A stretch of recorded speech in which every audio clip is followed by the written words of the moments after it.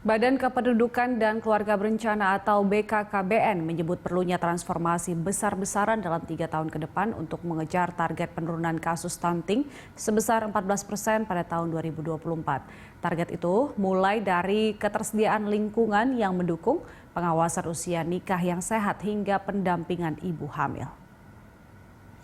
Kepala BKKBN Hasto Wardoyo selaku Ketua Pelaksana Percepatan Penurunan Stunting Nasional menjelaskan, perlunya sinergitas dan kerja keras untuk melakukan perubahan besar-besaran mulai dari lingkungan hingga ibu hamil.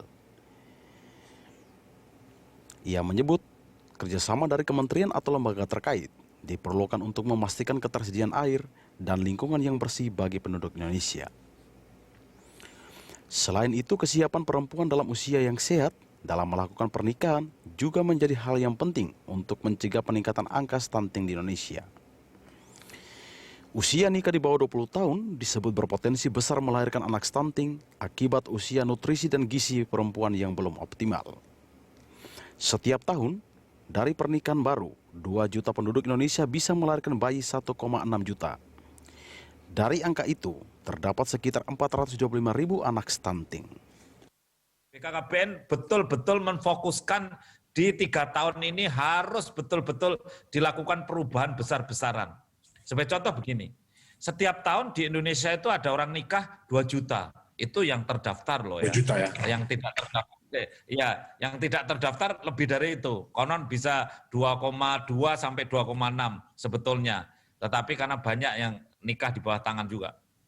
Nah, yang nikah 2 juta ini ternyata setiap tahun dari 2 juta itu melahirkan bayi 1,6 juta. Dari 1,6 juta itu, sekarang ini yang lahir stunting sekitar 425.000. Ya. Sehingga kontribusi terhadap stunting cukup besar. Lah, oleh karena itu kesiapan perempuan nikah itu menjadi hal yang langkah kritis di Indonesia.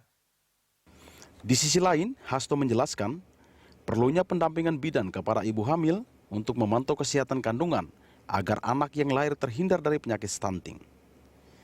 Karena hampir 50% stunting terjadi selama dalam proses kehamilan.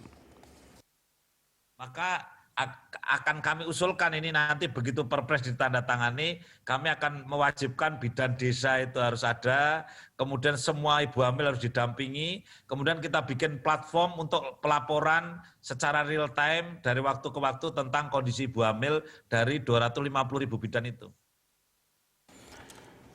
Rata-rata angka penurunan stunting di Indonesia setiap tahunnya masih berada di angka 1,6%.